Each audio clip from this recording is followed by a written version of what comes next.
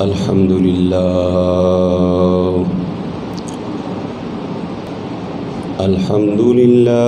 रब्बिल आलमीन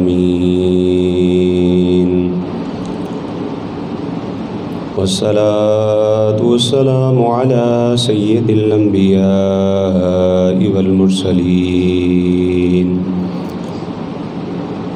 अम्मा बअद फ़क़द क़ाल अल्लाहु तबारक व तआला फ़ी कलामिहिल मजीद वल फ़ुरक़ानिल हमीद व अम्मा बिनिअमति रब्बिका फ़हद्दिस। सदक़ल्लाहु मौलाना अल-अलियुल अज़ीम व बल्लगना रसूलुहुन नबियुल करीमुल अमीन व नहनु अला ज़ालिका लमिनश शाहिदीन वश्शाकिरीन वल्हम्दुलिल्लाहि रब्बिल आलमीन। इन्नल्लाहा व मलाइकतहु युसल्लूना अलन नबी या अय्युहल्लज़ीना आमनू सल्लू अलैहि वसल्लिमू तस्लीमा। मिलकर दुरूद पाक पढ़िए। सलातु वस्सलामु अलैका या सय्यदी या रसूलुल्लाह व अला आलिका व अस्हाबिका या सय्यदी या हबीबल्लाह। अस्सलातु वस्सलामु अलैका या सय्यदी या रसूलुल्लाह व अला आलिका व अस्हाबिका या सय्यदी या हबीबल्लाह। अस्सलातु वस्सलामु अलैका या सय्यदी या रहमतल लिल आलमीन व अला आलिका व अस्हाबिका या खातमन नबिय्यीन। अल्लाहु अकबर ला इलाहा इल्लल्लाहु अल्लाहु अकबर वलिल्लाहिल हम्द। मिलकर पढ़िए। अल्लाहु अकबर ला इलाहा इल्लल्लाहु अल्लाहु अकबर वलिल्लाहिल हम्द। अल्लाहु अकबर ला इलाहा इल्लल्लाहु अल्लाहु अकबर वलिल्लाहिल हम्द। मौलाए सल्लि व सल्लिम दाइमन अबदा अला हबीबिका खैरिल खल्क़ि कुल्लिहिम या साहिबल जमाली व या सय्यदल बशर मिन वजहिकल मुनीर लक़द नुव्विरल कमर ला युमकिनुस सनाउ कमा कान हक़्क़ुहु बादज़ खुदा बुज़ुर्ग तुई किस्सा मुख्तसर। बंदाए परवरदिगारम उम्मते अहमद नबी दोस्त दारे चार यारम ताबा औलादे अली मज़हब हनफी अदारम मिल्लत हज़रत खलील खाक पाए गौसे आज़म ज़ेर साया हर वली। बादज़ हम्द सना व दुरूद सलाम नबी मुकर्रम शफ़ी मुअज़्ज़म अहमद मुज्तबा जनाब मुहम्मद मुस्तफ़ा सल्लल्लाहु अलैहि वसल्लम। मुअज़्ज़म मुहतशम सामीन वकार, आज का दिन बड़ा ही मुबारक और मुतहर दिन है और अल्लाह तबारक व तआला का बेपायां शुक्र अदा करते हैं कि अल्लाह तबारक व तआला ने हमें रमज़ानुल मुबारक के अंदर रोज़े रखने की, इबादत करने की तौफ़ीक अता फ़रमाई और आज अल्लाह तबारक व तआला ने हमें ईद उल फ़ित्र का दिन अता फ़रमाया। मौज़ूद मुहतशम सामईन वकार,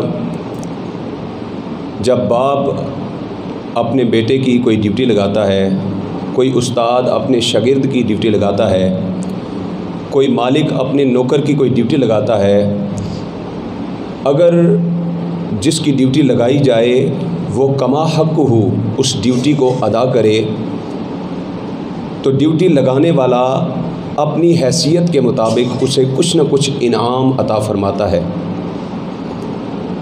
तो बिला तशबीह अल्लाह तबारक व तआला ने अपने बंदों की रमज़ानुल मुबारक के महीने में रोज़े रखने की ड्यूटी लगाई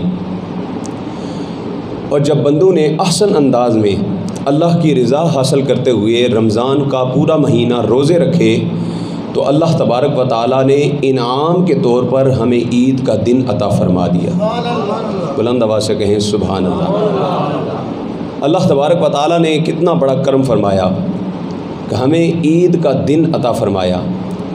इसीलिए कहते हैं कि ईद खुदा के प्यारों की है, ईद खुदा के प्यारों की है, यानी रोज़ादारों की है। ईद अल्लाह तबारक व तआला ने उन लोगों के लिए रखी है जो अल्लाह तबारक व तआला की रज़ा के लिए रमज़ान में रोज़े रखते हैं। ईद खुदा के प्यारों की है, यानी रोज़ेदारों की है। हर मेहनत मंजूर हुई है, हर कोशिश मंजूर हुई है।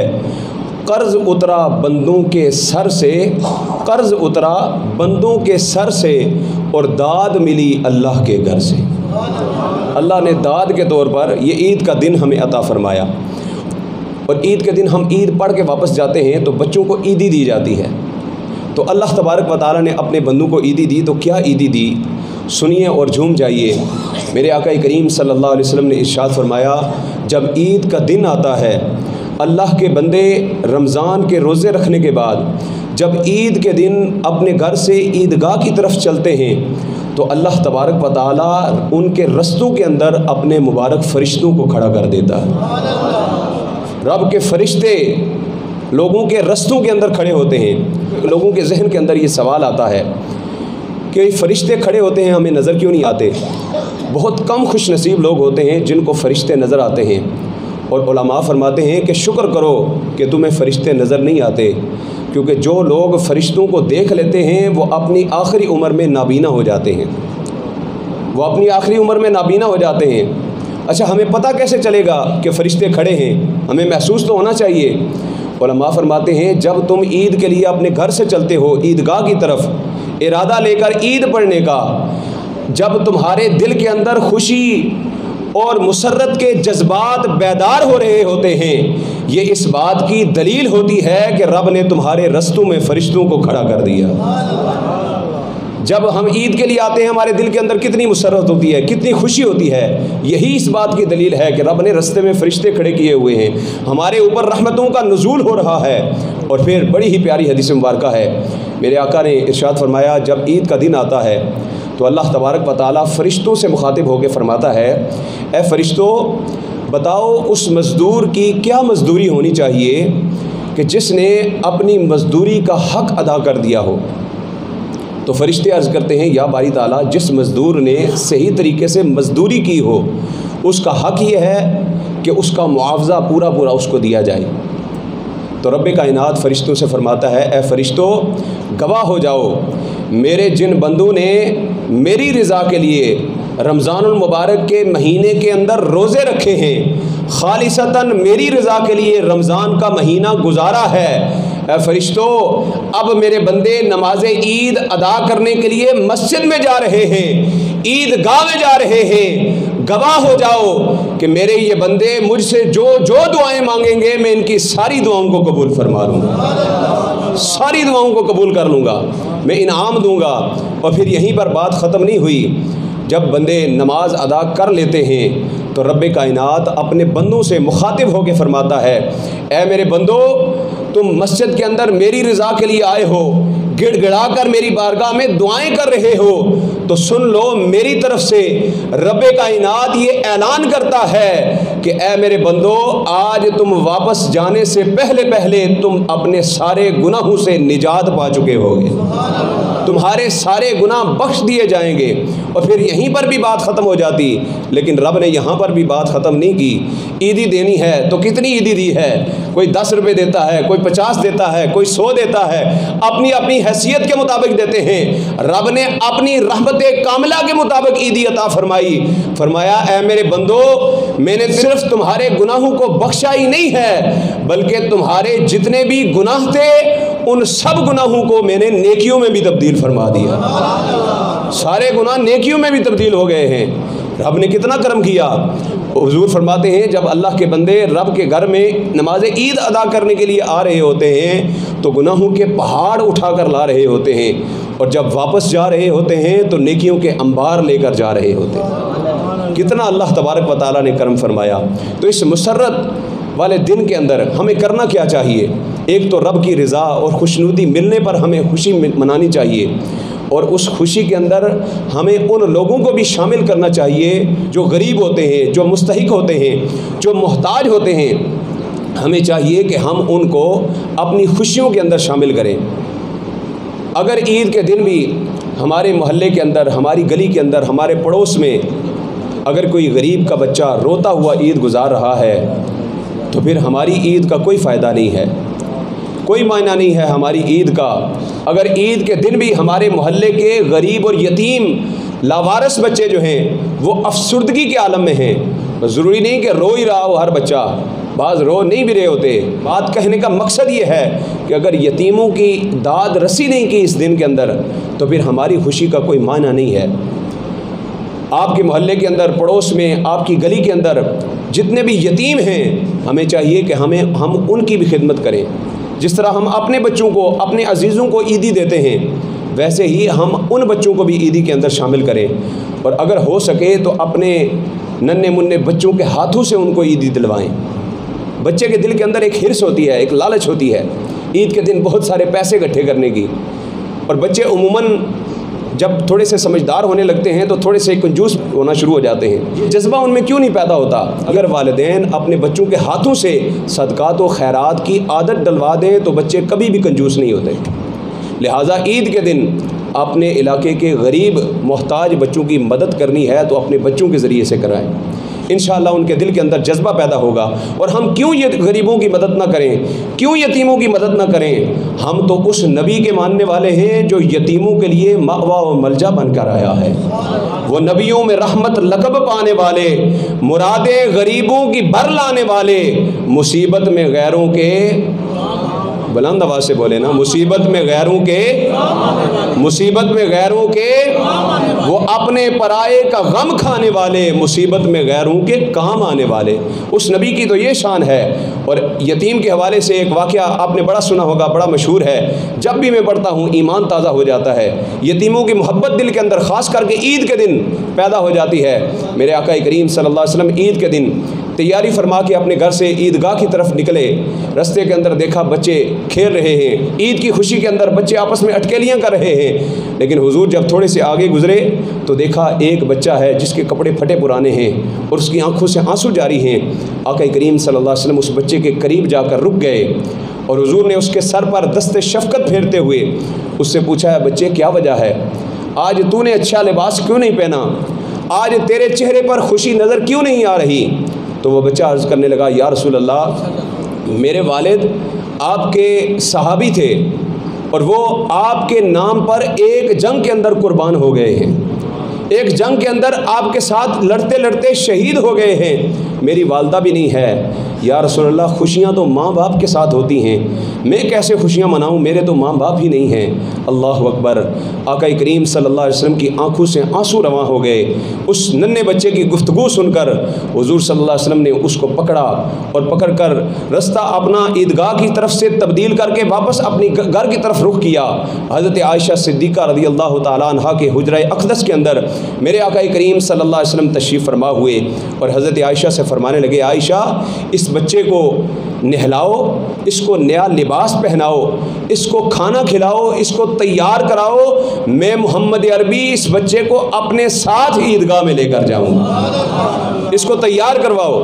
और इस बच्चे के सर पर शफ़क़त से हाथ फेरते हुए मेरे आका ने इरशाद फरमाया, ए बच्चे, आज के बाद अपने आप को यतीम ना कहना, आज के बाद तेरा बाप मोहम्मद अरबी है, आज के बाद तेरी माँ आयशा सिद्दीक़ा है, आज के बाद तेरी बहन सईदा कायनात फ़ातिमा-तुज़-ज़हरा है, आज के बाद तुझे गम नहीं करना। हज़रत आयशा सिद्दीक़ा रज़ियल्लाहु ताला अन्हा ने बच्चे को नहलाया, नया लिबास पहनाया। जब तैयार करके बच्चे को बाहर निकाला तो आका करीम सल्लल्लाहु अलैहि वसल्लम ने उस बच्चे को उंगली पकड़ के ईदगाह की तरफ नहीं ले जाया, बल्कि आका करीम सल्लल्लाहु अलैहि वसल्लम ने उस बच्चे को उठाया और उठाकर अपने कंधों पर सवार कर लिया, अपने कंधों पर सवार कर लिया। अल्लाह अकबर। कितना खुशनसीब है वो यतीम बच्चा, कितना खुशनसीब है कि जिसकी सवारी नबियों का ताजदार बना हुआ है। आका करीम सल्लल्लाहु अलैहि वसल्लम ने उसके कंधों पर सवार किया तो क्या समा होगा, क्या मंजर होगा। अर्श भी झुक झुक कर उस खुशनसीब बच्चे की ज़ियारत कर रहा होगा।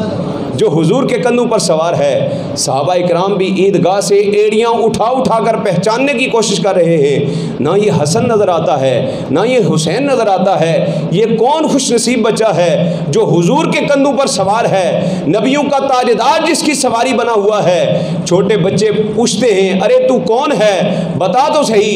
तो वो बच्चा कहता है, थोड़ी देर पहले जो तुम्हारे पास खड़ा रो रहा था, मैं वही बच्चा हूँ, और अब मैं यतीम नहीं रहा, अब मैं लावारिस नहीं रहा। सुनो सुनो, मेरी माँ का नाम आयशा सिद्दीका है, और सुनो सुनो, मेरी बहन का नाम फातिमा ज़हरा है, और जानते हो मेरे बाप कौन है, मेरे वालिद का नाम क्या है? फरमाया, मेरा वालिद ताजदारे अंबिया है, अहमद मुज्तबा है। अरे उनका नाम तो मोहम्मद मुस्तफ़ा है।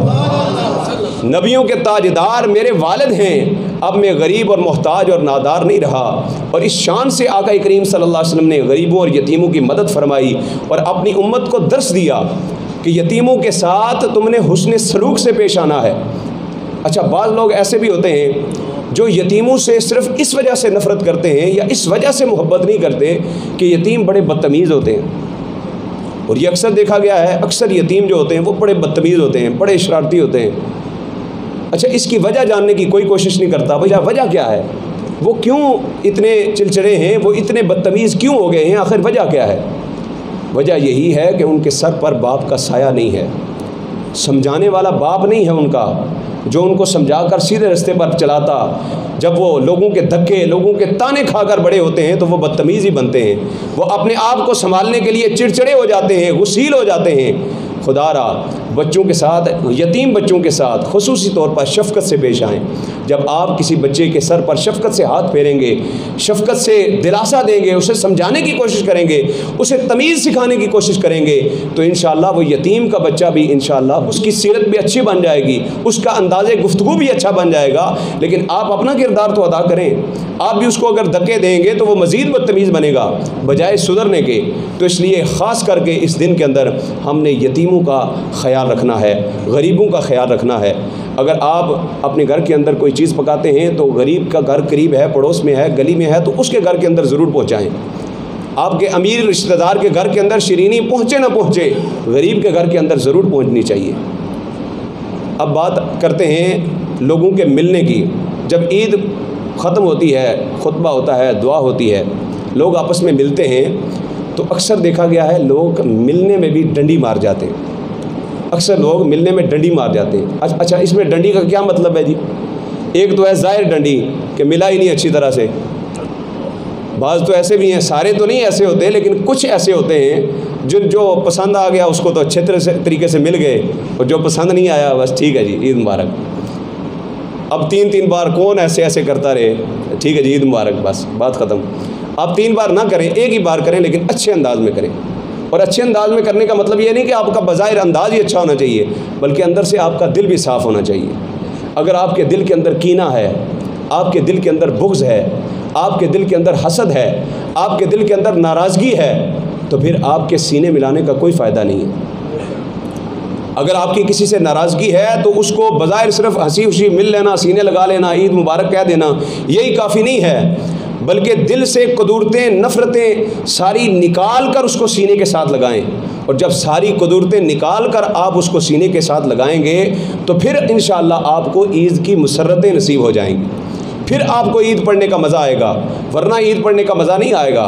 किसी शायर ने क्या खूब बात लिखी है कि जब पढ़ के दोगाना ईद का आपस में मुसलमान मिलते हैं, 2 रकात पढ़ते हैं ना, जब पढ़ के दोगाना ईद का आपस में मुसलमान मिलते हैं, उल्फत की हवाएं चलती हैं, खैरात के गुंचे खिलते हैं, आपस में मुसलमान मिलते हैं, खैरात के गुंचे खिलते हैं। और जब मुसलमान दिलों से कदूरतें निकाल कर आपस में मिलते हैं तो अल्लाह तबारक व तआला की बारगाह में हम अर्ज़ करते हैं कि या बारी ताला उस शान से हमारे दिल भी मिले जिस शान से सीने मिलते हैं, जिस शान से हम सीने खिलखिला कर खुल कर मिलाते हैं, इस शान से अगर हमारे दिल भी मिल जाएं तो सारी नफ़रतें, सारी कुदरतें, सारी लड़ाइयाँ, सारी दुश्मनियाँ ईद के दिन ही ख़त्म हो सकती हैं। और रमज़ान मुबारक के मुबारक महीने के अंदर जिस तरह आप इबादत और रियाज़ात के अंदर मशगूल रहे, जिस तरह अल्लाह तबारक व तआला ने आपको मसाजिद में आने की तौफ़ीक़ अता फ़रमाई, ज़िक्र व अज़कार की तौफ़ीक़ अता फ़रमाई, पहले तो रब की बारगाह में इल्तिजा करें कि या बारी ताला इसी तरह हमें पूरा साल तौफ़ीक़ अता फ़रमा, और फिर अमली तौर पर आप कोशिश भी करें। वो बुज़ुर्गान दीन फरमाते हैं कि अगर रमज़ान मुबारक का आखिरी जुमा जुमातुल विदा है तो शवाल मुकर्रम का पहला जुमा जुमातुल नतीजा है। आगे शवाल का दिन जब आता है तो फिर नतीजा सामने आता है कि रमज़ान के महीने में जो इम्तिहान देता रहा है उसमें कामयाब भी हुआ है कि नहीं। अगर रमज़ान के बाद उसके दिल के अंदर वो मोहब्बत नहीं रही, वो जज्बात नहीं रहे, तो इसका मतलब है कि उसकी वो इम्तिहान के अंदर कामिल तौर पर कामयाब नहीं हुआ। रोज़े तो उसने रख लिए, इबादत तो उसने कर ली, लेकिन कामिल तरीके से वो उन रोज़ों का हक़ शायद अदा नहीं कर सका, इसलिए उसको पूरा फैज़ नसीब नहीं हुआ, वो पूरे तरीके से इस इम्तिहान में कामयाब नहीं हुआ। और जो कामयाब हो जाता है वो रमज़ान के बाद भी उसी तरह आमाल सालेह करता रहता है। अल्लाह तबारक व तआला हम सब को आमाल सालेह की तौफ़ीक़ अता फ़रमाए। सिर्फ रमज़ान के अंदर नहीं, रमज़ान के बाद भी आप इसी तरह मस्जिद के साथ मुंसलिक रहें। हमें खुशी होती है जब नौजवान तबका ख़ास करके मसाजिद के अंदर आता है। अल्लाह तबारक व तआला अमल की तौफ़ीक़ अता फ़रमाए। नमाज ईद का तरीक़ा समात फ़रमा लें। सबसे पहले नीयत करनी है। मैं नीयत करता हूँ 2 रकात नमाज ईद उल फ़ितर या ईद उल अज़हा, दोनों की एक ही नीयत है। मैं नीयत करता हूँ 2 रकात नमाज ईद उल फ़ितर वाजिब 6 ज़ायद तकबीरों के मुँह तरफ खाना काबा शरीफ, पीछे इमाम के अल्लाहु अकबर, ये कह के आपने नीयत बांधनी है। और तरीका क्या है? सबसे पहले अल्लाहु अकबर कह के हाथों को बांधना है। हाथों को बांधेंगे और सना पढ़ेंगे, सब मिलकर सना पढ़ेंगे, इमाम और मुक्तदी सुबहानकल्लाह वला इलाहा गैरुक तक पढ़ने के बाद फिर 3 ज़ायद तकबीरें पहली रकत में कही जाएंगी। उनमें से 2 तकबीरों पे अल्लाहु अकबर कह के हाथों को कानों तक उठाकर नीचे छोड़ देना है, पहली पर भी और दूसरी पर भी। और तीसरी तकबीर जब कही जाएगी तो हाथ कानों तक उठाने के बाद सीधे हाथों को बांध लेना है, छोड़ना नहीं है। फिर किरात होगी, सूरह फातिहा और सूरत पढ़ी जाएगी। उसके बाद पहली रकत मुकम्मल करने के बाद जब दूसरी रकत के लिए खड़े होंगे तो दूसरी रकत में पहले किरात होगी, सूरह फातिहा पढ़ी जाएगी, सूरत पढ़ी जाएगी, और फिर रुकू से पहले 3 ज़ायद तकबीरें और चौथी तकबीर जो है वो रुकू के लिए होगी। 3 ज़ायद तकबीरें जब कही जाएंगी तो अल्लाहु अकबर कह के तीनों तकबीरों पे हाथों को छोड़ देना है। अल्लाहु अकबर, हाथों को छोड़ दिया, दूसरी पर भी अल्लाहु अकबर कह के हाथों को छोड़ देना है, तीसरी पर भी अल्लाहु अकबर कह के हाथों को छोड़ देना है। यहाँ पर आपकी 6 ज़ायद तकबीरें जो वाजिब थीं वो मुकम्मल हो गई। अब जब चौथी तकबीर कही जाएगी तो आप अल्लाहु अकबर कहते हुए सीधे रुकू के अंदर चले जाएंगे। और इस तरह जब नमाज मुकम्मल होगी, सलाम के बाद खुतबा होगा और फिर इंशाअल्लाह अज़ीज़ दुआ होगी। अल्लाह तबारक व तआला हमारी इबादत और रियाज़ात को अपनी बारगाह के अंदर कबूल मंजूर फरमाए।